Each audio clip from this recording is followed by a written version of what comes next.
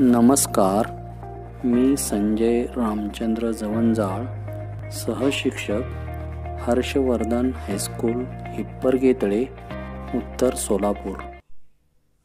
नमस्ते विद्यार्थी मित्रो.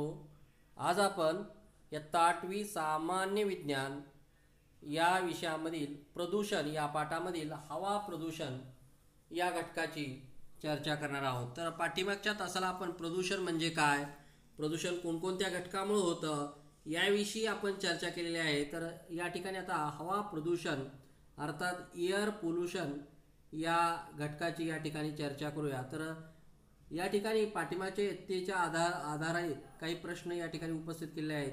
तर पृथ्वीवरील वातावरणात असणाऱ्या विविध वायूचे प्रमाण दर्शवणारा आलेख काढा.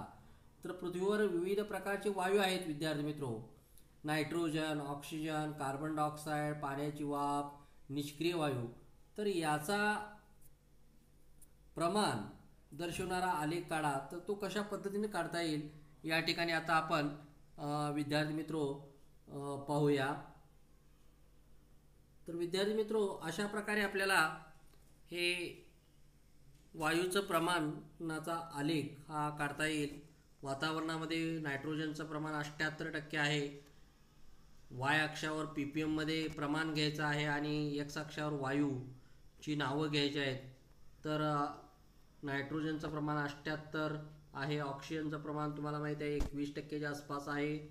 त्यानंतर ऑर्गॉन निष्क्रिय वायू कार्बन डायऑक्साईड आहे. त्याचबरोबर इतर वायू जे आहेत helium, neon, methane, krypton, hydrogen, ozone. तर अशा प्रकारे आपल्याला आलेख हा काढता येईल.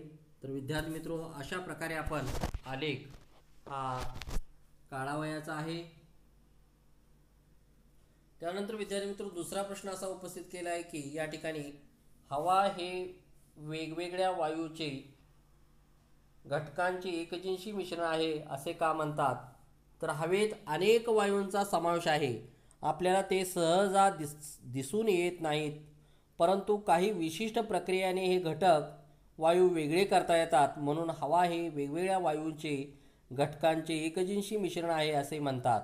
तर हवेत अनेक वायूंचा समावेश आहे. आपल्याला ते सहजासहजी दिसून येत नाहीत, परंतु काही विशिष्ट प्रक्रियेने हे घटक वायू वेगळे करता येतात. म्हणून हवा हे वेगवेगळ्या वायूंचे घटकांचे एकजिनसी मिश्रण आहे असे म्हणतात. त्यानंतर तिसरा प्रश्न या ठिकाणी असा उपस्थित केला आहे की इंधनाच्या ज्वलनातून हवेत कोणकोणते घातक वायू बाहेर सोडले जातात. तर इंधनाच्या ज्वलनातून हवेत carbon dioxide, carbon monoxide, sulphur dioxide, नायट्रोजनचे विविध ऑक्साईड असे अनेक वायू बाहेर सोडले जातात. तर इंधनाच्या ज्वलनातून हवेत carbon dioxide, carbon monoxide, sulphur dioxide, नायट्रोजनचे विविध ऑक्साईड असे काही वायू बाहेर सोडले जातात. तर विद्यार्थी मित्रो, अशा प्रकारे आपल्याला याची प्रश्नांची उत्तरे देता येतील. त्यानंतर खालील चित्रात हवा प्रदूषण कोणत्या घटकामुळे होते ते सांगा. तर या ठिकाणी पहिलं छायाचित्र दिलेलं आहे विद्यार्थी मित्रो. वणवा लागलेला आहे. दुसरा आहे ज्वालामुखीचा उद्रेक आणि तिसरा आहे गाड्यांच्या धुराड्यातून पडणारा धूर. तर अशा प्रकारे या ठिकाणी हवा प्रदूषण हे वणवा, त्याचबरोबर ज्वालामुखीचा उद्रेक, त्याचबरोबर वाहनाच्या धुराड्यातून पडणारे जे विषारी वायू आहेत यामुळं हवा प्रदूषण, विषारी वायू, धूर, धूलिकण, सूक्ष्मजीव यासारखे घातक पदार्थ हवेत मिसळले जातात आणि हवा दूषित झाली की त्याला आपण हवा प्रदूषण असं म्हणतो. PPM पार्ट्स पर मिलियन म्हणजेच दशलक्ष भागातील 1 भाग असं या ठिकाणी आहे. तर या हवा प्रदूषणाची कारणं कोणकोणती आहेत ती या ठिकाणी आता आपण चर्चा करूया. तर हवा प्रदूषणाची कारणे आहेत नैसर्गिक कारणे आणि मानवनिर्मित कारणे. तर नैसर्गिक कारणामध्ये ज्वालामुखीचा उद्रेक आहे, भूकंप, वावटळे, धुळीची वादळे, वणवे, सूक्ष्मजीव हवेत मिसळल्यामुळं. तर ज्वालामुखीच्या उद्रेकातून निरनिराळ्या प्रकारचे घनरूप, वायुरूप, द्रवरूप पदार्थ बाहेर पडतात. उदाहरणार्थ hydrogen sulphide, sulphur dioxide, carbon dioxide, ammonium chloride, hydrogen बाष्प, धूलिकण. भूकंपामुळे पृथ्वीच्या अंतर्गत भागातील विषारी वायू, पाण्याची वाफ मोठ्या प्रमाणात हवेत मिसळली जाते. त्यानंतर वावटळी व धुळीची वादळे यामुळं जमिनीवरील धूळ, केर कचरा, माती, परागकण, सूक्ष्मजीव हवेत मिसळतात. त्याचबरोबर वणव्यामुळे carbon dioxide, sulphur dioxide, hydrogen sulphide, धूर वातावरणात मिसळला जातो. सूक्ष्मजीव हवेत मिसळल्यामुळं गाजर गवत, काही जीवाणू, कवकांचे बीजाणू हवेत मिसळतात. तर अशा प्रकारे विद्यार्थी मित्रो, हवा प्रदूषणाची ही नैसर्गिक कारणं ज्वालामुखीचा उद्रेक, भूकंप, वावटळी धुळीची वादळे, वणवे, सूक्ष्मजीव हवेत मिसळल्यामुळं अशा प्रकारे ही नैसर्गिक कारणं आहेत. त्यानंतर मानवनिर्मित कारणं कोणती आहेत ती या ठिकाणी आपण हवा प्रदूषणाची मानवनिर्मित कारणे कोणती आहेत ती पाहूया विद्यार्थी मित्रो. तर हवा प्रदूषणाची मानवनिर्मित कारणं: इंधनांचा वापर, निरनिराळ्या प्रकारच्या इंधनांचा वापर करतो. दगडी कोळसा, लाकूड, LPG, रॉकेल, डिझेल, पेट्रोल यांच्या वापरामुळं carbon dioxide, carbon monoxide, nitrogen oxide, sulphur dioxide, शिशाची संयुगे हवेत मिसळली जातात. त्याचप्रमाणे घन कचरा, शेतीचा कचरा, बागेतील कचरा उघड्यावर झाल्यामुळं हवा प्रदूषण होते. पहा विद्यार्थी मित्रो, इंधनाचा वापर पेट्रोल, डिझेल, रॉकेल, कोळसा, LPG यामुळं carbon dioxide, carbon monoxide, sulphur dioxide, nitrogen oxide यासारखी संयुगे हवेत मिसळली जातात. त्याचबरोबर वायू मिसळले जातात. घन कचरा, शेतीचा कचरा, पालापाचोळा, बागेतील कचरा जाळल्यामुळे हवा प्रदूषण होते. त्यानंतर दुसरं कारण आहे विद्यार्थी मित्रो औद्योगिकीकरण. विविध कारखान्यातून प्रचंड प्रमाणात पडणारा बाहेर धूर, गंधकाची भस्मे, नायट्रोजन ऑक्साईड वातावरणात मिसळला जातो. त्यानंतर अणुऊर्जा निर्मिती व अणुस्फोट. अणुऊर्जा निर्मितीमध्ये युरेनियम, थोरियम, ग्राफाईट, प्लुटोनियम यासारख्या मूलद्रव्याच्या वापरामुळे किरणोत्सर्जन होऊन हवा प्रदूषण घडून येते. वरील प्रमुख कारणाशिवाय हवा प्रदूषणाची कारणे कोणती आहेत विद्यार्थी मित्रो? वरील प्रमुख कारणाशिवाय हवा प्रदूषणाची प्रमुख बाकीची जी कारणं आहेत ती तुम्ही शोधून काढायची आहेत. तर याची कारणं काय सांगता येतील विद्यार्थी मित्रो?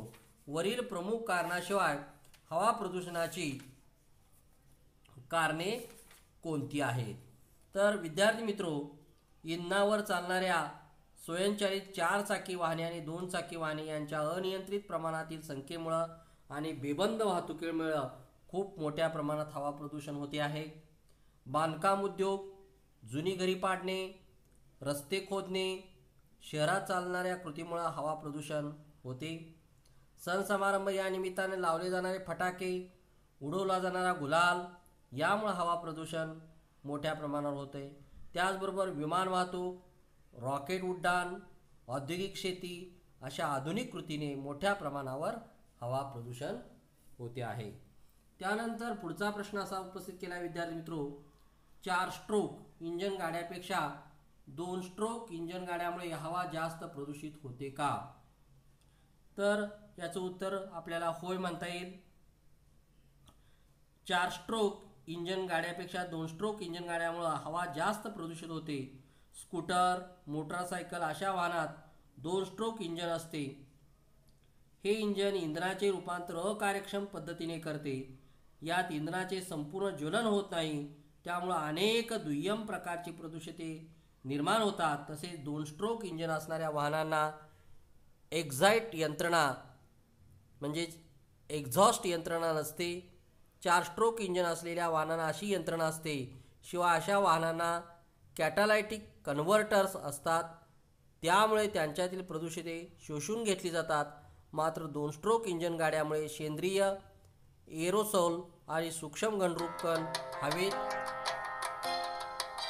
हवेत मिसळली जातात आणि 2 स्ट्रोक हवेचे मोठ्या प्रमाणावर प्रदूषण होते. अलीकडच्या काळात या गाड्यांचा वापर खूपच जास्त प्रमाणात होत आहे, त्यामुळं हवेची गुणवत्ता ही कमी होत आहे.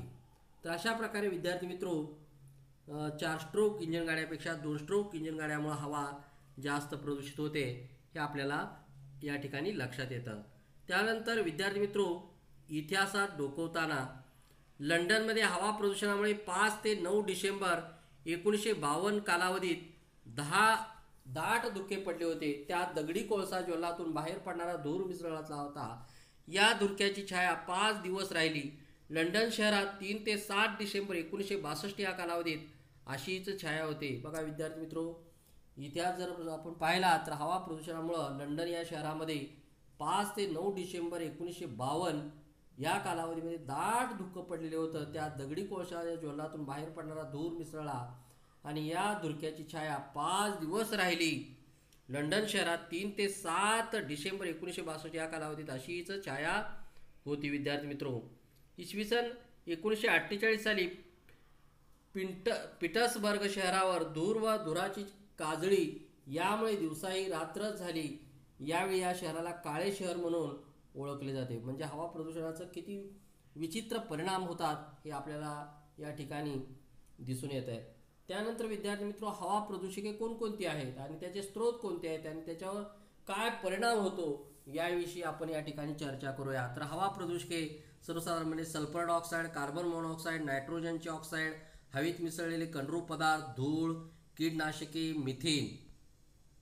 तर सल्फर डायऑक्साईड हा कुठून प्राप्त होतो, स्रोत कुठं आहे, तर निरनिराळ्या प्रकारचे कारखाने ज्या ठिकाणी कोळसा व खनिज तेल इंधनाचा वापर होतो त्या ठिकाणी या सल्फर डायऑक्साईड हा बाहेर पडतो. याचा स्रोत आहे. डोळ्याचा दाह, श्वसन मार्गाचा दाह, अतिरिक्त कफ निर्मिती, खोकला, दम लागणे हा सल्फर डायऑक्साईड हा अतिरिक्त प्रमाणामुळे याचा परिणाम आपल्या शरीर स्वास्थ्यावर होतात. त्याचबरोबर कार्बन मोनॉक्साईड, वाहन आणि कारखान्याचा धूर याचा परिणाम रक्ताच्या ऑक्सिजन धारण क्षमतेत घट निर्माण होते. नायट्रोजनचे ऑक्साईड याचा स्रोत आहे. वाहनांचा धूर याचा परिणाम आहे फुफ्फुसे व श्वसन मार्गाचा दाह. हवेत मिसळलेले कणरूप पदार्थ, उद्योग वाहनांचा धूर, श्वसन रोग, धूळ, उद्योग व वाहनांचा धूर, सिलिकॉसिस व्याधी, कीटनाशकाची निर्मिती व वापर, मनोदुर्बल्य, दीर्घ श्वसनामुळे मृत्यू, मिथेन, कारखान्यातून होणारी वायुगळती, विषबाधा, त्वचेचा कर्करोग, दमा, श्वसन संस्थेचे विकार. अशा प्रकारे हवा प्रदूषकामुळं आपल्या शरीर स्वास्थ्यावर विपरीत परिणाम होतात. पहा विद्यार्थी मित्रो, सल्फर डायऑक्साईडचा जर स्रोत पाहिला तर निरनिराळ्या प्रकारचे म्हणजेच कारखाने ज्या ठिकाणी कोळसा व खनिज तेल इंधनाचा वापर होतो त्यामुळे डोळ्याचा दाह, श्वसन मार्गाचा दाह, अतिरिक्त कफ निर्मिती, खोकला, दम, कार्बन मोनॉक्साईड, वाहन आणि कारखान्याचा धूर, रक्ताच्या ऑक्सिजन धारण क्षमतेत घट, नायट्रोजनचे ऑक्साईड, वाहनांचा धूर, फुफ्फुसे, श्वसन मार्गाचा दाह, हवेत मिसळलेले कणरूप पदार्थ, उद्योग वाहनांचा धूर, श्वसन रोग, धूळ, उद्योग वाहनांचा धूर, सिलिकॉसिस व्याधी, कीटनाशकाची निर्मिती व वापर याचा स्रोत आहे. आणि मनोदुर्बल्य आणि दीर्घ श्वसनामुळे मृत्यू, आणि मिथेन, कारखान्यातून होणारी वायुगळती, विषबाधा, त्वचेचा कर्करोग, दमा, श्वसन संस्थेचे रोग. अशा प्रकारे निरनिराळे हवा प्रदूषकाचे स्रोत आणि त्याचे परिणाम आपण आता या ठिकाणी पाहिलेले आहेत. तर या ठिकाणी माहीत आहे का तुम्हाला 2 डिसेंबर 1984 रात्री भोपाळमध्ये आतापर्यंतची सर्वात भयानक औद्योगिक दुर्घटना घडली. तेथे अपघातातून घडलेल्या वायुगळतीमुळे 8,000 लोक प्राणाला मुकले. पहा विद्यार्थी मित्रो, किती मोठ्या भयावह घटना आहेत. 2 डिसेंबर 1984 रात्री भोपाळमध्ये जी दुर्घटना घडली आणि त्यात एका रात्रीमध्ये 8,000 लोक हे आपल्या प्राणास मुकले. भोपाळ गॅस दुर्घटनेबद्दल अधिक माहिती आपण प्राप्त करायची आहे आणि दुर्घटनेचे स्वरूप, कारणे आणि नंतरचे परिणाम आणि त्याच्यावर प्रतिबंधक उपाय काय केले आहेत त्याची माहिती आपण मिळवायची आहे. त्यानंतर हवा प्रदूषणाचा वनस्पती व प्राणी यांच्यावर होणारा परिणाम. तर वनस्पतीची पानावरची जी छिद्र असतात, पर्णरेंद्रे, ती बुजून जातात. प्रकाश संश्लेषणाची म्हणजे अन्न तयार करण्याची क्रिया ही मंदावली जाते. त्याचबरोबर वनस्पतीची वाढ खुंटते, पाने गळतात, पिवळी पडतात. तर पर्णछिद्रे बुजून जातात, प्रकाश संश्लेषणाची क्रिया मंदावते. त्याचबरोबर वनस्पतीची वाढ खुंटते, पाने गळतात, पिवळी पडतात. प्राण्यांच्या श्वसनावर विपरीत परिणाम होतो. डोळ्याचा दाह निर्माण होतो. तर प्राण्यांच्या श्वसनावर विपरीत परिणाम होतो. डोळ्याचा दाह निर्माण होतो. यानंतर विद्यार्थी मित्रो पहा, दुसरा प्रश्न या ठिकाणी थोडे आठवा. ओझोनच्या थराच्या महत्त्व काय विचारलेले आहे. ओझोनच्या थराची इयत्ता 6वीला झालेला आहे आपल्याला हा घटक. तर ओझोन थरामुळे सूर्याची इन्फ्रारेड म्हणजे अतिनील किरणं ही पृथ्वीच्या वर पृष्ठभागावर पोहोचू शकत नाहीत. जीवसृष्टी त्यामुळे बचावते. तर ही ओझोनची छत्री नसती तर सजीवाची हानी झाली असती. कर्करोगसारख्या आपत्तींना सामोरे जावे लागले असते. तर ओझोन थरामुळे सूर्याची अतिनील किरणं पृथ्वीच्या पृष्ठभागापर्यंत पोहोचू शकत नाहीत. जीवसृष्टी त्यामुळे बचावते. जर ही ओझोनची छत्री नसती तर सजीवाची हानी झाली असते आणि कर्करोगासारख्या आपत्तींना सामोरे जावे लागले असते. त्यानंतर दुसरा प्रश्न आहे, ओझोनच्या थरात घट होण्याची कारणे कोणती. तर हवेत प्रदूषक म्हणून सोडण्यात येणाऱ्या क्लोरोफ्लोरोकार्बन या पदार्थाने ओझोनच्या रेणूवर प्रक्रिया होते. क्लोरोफ्लोरोकार्बन हा कार्बनी पदार्थ रेफ्रिजरेटरमध्ये वापरला जाईल. स्प्रे आणि जेट विमानाच्या उड्डाणाने देखील या पदार्थाची निर्मिती होते. त्यामुळे ओझोन थराला भगदाड पडत आहे असे शास्त्रज्ञांनी नमूद केले आहे. तर ओझोनच्या थरात घट होण्याची कारणे कोणती आहेत. तर हवेत प्रदूषक म्हणून सोडण्यात येणाऱ्या क्लोरोफ्लोरोकार्बन या पदार्थाने ओझोनच्या रेणूवर प्रक्रिया होते. क्लोरोफ्लोरोकार्बन हा रासायनिक पदार्थ रेफ्रिजरेटरमध्ये वापरला जाईल. स्प्रे आणि जेट विमानांच्या उड्डाणाने देखील या पदार्थाची निर्मिती होते. त्यामुळे ओझोन थराला भगदाड पडत आहे असे शास्त्रज्ञांनी म्हटलेलं आहे, नमूद केलेलं आहे.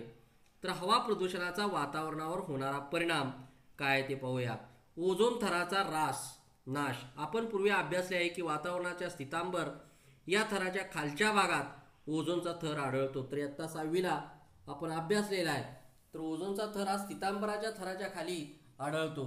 सूर्यापासून उत्सर्जित होणाऱ्या अतिनील किरणापासून म्हणजे अल्ट्राव्हायलेट ओझोन वायूचा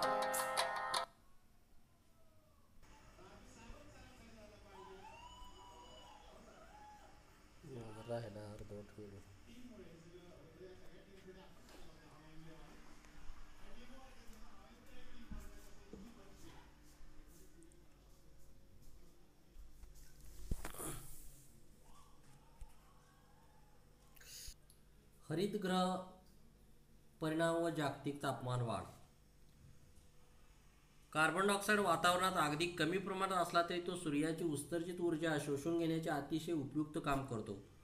मागील 100 वर्षांमध्ये औद्योगिकरणामुळे वातावरणातील कार्बन डायऑक्साईडचे प्रमाण वाढले आहे. या कार्बन डायऑक्साईडच्या पृथ्वीच्या तापमानावर होणारा परिणाम म्हणजेच हरितगृह परिणाम होय. कार्बन डायऑक्साईड प्रमाणे नायट्रस ऑक्साईड, मिथेन वायू व क्लोरोफ्लोरोकार्बन म्हणजे CFC हे पृथ्वीवरील वातावरणातील उष्णता रोखून ठेवतात. एकत्रितपणे त्यांना हरितगृह वायू असं म्हटलेलं आहे. तर विद्यार्थी मित्रो पहा, या ठिकाणी आकृती दाखवलेली आहे. सूर्याची उत्सर्जित जी ऊर्जा आहे ती वातावरणातील कार्बन डायऑक्साईड ऊर्जा शोषून घेतो. त्याचबरोबर तापमान कमी करतो. त्याचबरोबर नायट्रस ऑक्साईड, मिथेन वायू CFC हे पृथ्वीवरील वातावरणातील उष्णता रोखून ठेवतात आणि त्यांनाच हरितगृह वायू असं म्हटलेलं आहे. तर सूर्याची जी उत्सर्जित या आकृतीमध्ये पहा, ही पृथ्वी दिलेली आहे. पृथ्वीची सूर्याकडून येणारी जी उष्णता आहे ती उष्णता ही उत्सर्जित ऊर्जा पृथ्वीच्या पृष्ठभागाकडून शोषली जाते. वातावरण दाखवलेलं आहे, पृथ्वी दाखवलेली आहे आणि अवरक्त उत्सर्जन हे दाखवलेलं आहे. तर हरितगृह वायू का म्हटलेला आहे. तर कार्बन डायऑक्साईड वातावरणात अगदी कमी प्रमाणात असला तरी तो सूर्याची उत्सर्जित ऊर्जा शोषून घेण्याचे अतिशय उपयुक्त काम करतो. मागील 100 वर्षांमध्ये औद्योगिकरणामुळे वातावरणातील कार्बन डायऑक्साईडचे प्रमाण वाढले व या कार्बन डायऑक्साईडच्या पृथ्वीच्या तापमानावर होणारा परिणाम म्हणजेच हरितगृह परिणाम होय. कार्बन डायऑक्साईड प्रमाणे नायट्रस ऑक्साईड, मिथेन वायू CFC हे पृथ्वीवरील वातावरणातील उष्णता रोखून ठेवतात. एकत्रितपणे त्यांना हरितगृह वायू असं म्हटलेलं आहे. वाढत्या हरितगृह परिणामामुळे हळूहळू जागतिक तापमान वाढ होत चाललेले आहे. यामुळे हवामानात बदल घडून येत आहे. त्यामुळे पिकाचे उत्पादन, वन्यजीवांचे वितरण यात बिघाड होऊ लागलेले आहे. विद्यार्थी मित्रो पहा, वाढत्या हरितगृह परिणामामुळे हळूहळू जागतिक तापमान वाढत चाललेले आहे. त्यामुळे हवामानात बदल घडून पिकाचे उत्पादन, वन्यजीवाचे वितरण यात बिघाड, तसेच हिमनद्या वितळून समुद्र पातळीमध्ये वाढ दिसून येत आहे. त्यानंतर आम्लवर्षा, ॲसिड रेन, कोळसा, लाकूड, खनिज तेल यासारख्या इंधनाच्या ज्वलनातून सल्फर, नायट्रोजन यांची ऑक्साईड वातावरणात सोडली जातात. ही पावसाच्या पाण्यामध्ये मिसळतात. त्यापासून सल्फ्युरिक आम्ल, नायट्रिक आम्ल, नायट्रस आम्ल तयार होते व ही आम्ले पावसाच्या पाण्याच्या थेंबाबरोबर हिमकणामध्ये मिसळून जो पाऊस किंवा बर्फ पडतो त्यालाच आम्लवर्षा असं म्हटलेलं आहे. विद्यार्थी मित्रो, या ठिकाणी पहा की कोळसा, लाकूड त्याचबरोबर इंधनाच्या ज्वलनातून sulphur dioxide, nitrogen dioxide, carbon dioxide ही ऑक्साईड वातावरणात सोडली जातात आणि ही पावसाच्या पाण्यामध्ये मिसळली जातात आणि त्यापासून सल्फ्युरिक आम्ल तयार होतं, नायट्रिक आम्ल तयार होतं, नायट्रस आम्ल तयार होतं आणि पावसाच्या पाण्याबरोबर ही जमिनीवर येतात. त्यालाच आम्लपर्जन्य असं म्हटलं जातं, आम्लवर्षा असं म्हटलं जातं. पहा विद्यार्थी मित्रो, आम्लपर्जन्य म्हणजेच काय तर सल्फर डायऑक्साईड, नायट्रोजन डायऑक्साईड, कोळसा, लाकूड म्हणजेच कोळसा, लाकूड, खनिज तेल यासारख्या इंधनाच्या ज्वलनातून sulphur dioxide, nitrogen dioxide, carbon dioxide यासारखी जी संयुगे आहेत, ऑक्साईड आहेत, ती वातावरणात सोडली जातात आणि ती पावसाच्या पाण्याबरोबर अभिक्रिया होते. त्यातून सल्फ्युरिक आम्ल, नायट्रिक आम्ल, नायट्रस आम्ल तयार होते आणि पावसाच्या पाण्याबरोबर मिसळून जमिनीवर येतात. यालाच आम्लवर्षा म्हणतात. या आम्लवर्षाचे परिणाम काय आहेत तर आम्लयुक्त पावसामुळं मृदेची पाण्याची साठ्याची आम्लता वाढते. यामुळे जलचर प्राणी, वनस्पती व संपूर्ण जंगलातील जीवांची हानी होते. संपूर्ण परिसंस्थेवर त्याचा विपरीत परिणाम होतो. तर आम्लयुक्त पावसामुळे हवेची, मृदेची व पाण्याची साठवण्याची आम्लता वाढते. यामुळे जलचर प्राणी, वनस्पती व संपूर्ण जंगलातील जीवाची हानी होते व संपूर्ण परिसंस्थेवर विपरीत परिणाम होतो. इमारती, पुतळे, ऐतिहासिक वस्तू, पूल, धातूच्या मूर्ती, तारेची कुंपणे इत्यादीचे क्षरण होते. आम्ली पर्जन्यामुळे अप्रत्यक्षपणे कॅडमियम आणि मर्क्युरीसारखे जड धातू वनस्पतीमध्ये शोषले जाऊन अन्नसाखळी शिरतात. जलाशयातील आणि जलवाहिन्यातील पाणी आम्लयुक्त झाल्याने जलवाहिन्याच्या विशिष्ट धातूचे, प्लॅस्टिकचे पेयजलात निक्षालन होऊन आरोग्याच्या गंभीर समस्या या उद्भवतात. तर हवा प्रदूषणावर प्रतिबंधात्मक उपाय. कारखान्यातून बाहेर पडणाऱ्या धुरात अनेक दूषित कण असतात. हवा प्रदूषण नियंत्रित करणाऱ्या यंत्रणेचा वापर करणे बंधनकारक करावा. उदाहरणार्थ निरोधक यंत्रणा, गाळणी यंत्र यांचा वापर करावा. तर हवा प्रदूषण होऊ नये म्हणून त्या काय उपाय केले पाहिजे तर कारखान्यातून बाहेर पडणाऱ्या धुरात अनेक प्रकारचे दूषित कण असतात. हवा प्रदूषण नियंत्रित करणाऱ्या यंत्रणेचा वापर करून बंधनकारक करावा. उदाहरणार्थ निरोधक यंत्रणा, गाळणी यंत्र यांचा वापर हा करावा. शहरातील दुर्गंध पसरणाऱ्या कचऱ्याची योग्य विल्हेवाट लावावी. आण्विक चाचण्या, रासायनिक अस्त्रे यांच्या वापरावर योग्य नियंत्रण असावे. CFC निर्मितीवर बंदी आणावी. त्यानंतर हवेच्या गुणवत्तेचा निर्देशांक कसा ठरवला जातो विद्यार्थी मित्र तो पाहूया आपण. तर आपल्या शहरातील हवा कितपत शुद्ध आहे किंवा प्रदूषित आहे ही गोष्ट नागरिकांना माहीत असणं आवश्यक आहे. तर आपल्या शहरातली हवा कितपत प्रदूषित झाली आहे ही गोष्ट नागरिकांना माहीत असणं आवश्यक आहे. हवेच्या गुणवत्तेचा निर्देशांक निश्चित करण्यासाठी हवेतील sulphur dioxide, carbon monoxide, nitrogen dioxide, भूपृष्ठाजवळील हवेत असलेला ओझोन, कणीय पदार्थ वगैरे वायूचे प्रमाण दररोज मोजले जाते. मोठ्या शहरामध्ये जास्त रहदारी असणाऱ्या मुख्य चौकात अशा हवेच्या गुणवत्तेचे निर्देशांक दर्शवणारे फलक हे लावले जातात. तर हवेच्या एअर क्वालिटी इंडेक्स म्हणजेच हवेच्या गुणवत्तेचे निर्देशांक या हवा शहरातील कितपत प्रदूषित झाली आहे हे दर्शवणारी जी माहिती आहे ती म्हणजेच हवेच्या गुणवत्तेचा निर्देशांक. यामध्ये sulphur dioxide, carbon monoxide, nitrogen dioxide आणि भूपृष्ठाजवळील हवेत असलेला ओझोन, कणीय पदार्थ यांचे प्रमाण हे मोजले जाते. तर माहीत आहे का तुम्हाला विद्यार्थी मित्रो, सल्फरयुक्त हवा प्रदूषकाचा रंगकाम तैलचित्रे, नायलॉन, कापड, सुती कपडे, रेयॉन कपडे, कातडी वस्तू आणि कागद यावर परिणाम होऊन त्यांच्या रंगात बदल होतो. पहा विद्यार्थी मित्रो, सल्फरयुक्त हवा प्रदूषकाचा रंगकाम तैलचित्र, नायलॉन, कापड, सुती कपडे, रेयॉन कपडे, कातडी वस्तू आणि कागद याच्यावर विपरीत परिणाम होतो.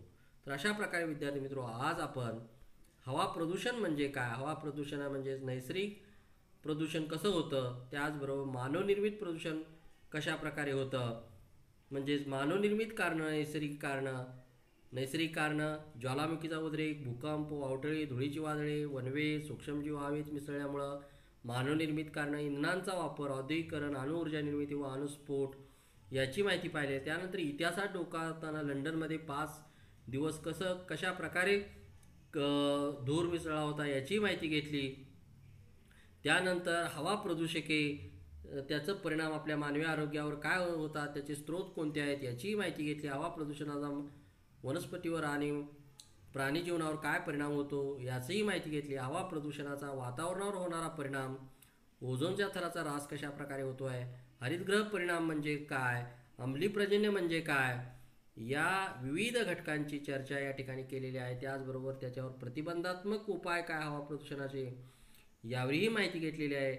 तर उद्याच्या तासाला येताना तुम्ही हवा प्रदूषणाची नैसर्गिक आणि मानवनिर्मित कारणं लिहून आणायचे आहे. त्याचबरोबर अंमली पर्जन्य म्हणजे काय सांगून अंमली पर्जन्याचे परिणाम काय आहेत ते लिहून आणायचे आहे. त्याचबरोबर हवा प्रदूषणावर प्रतिबंधात्मक उपाय याची माहिती लिहून आणायची आहे. धन्यवाद.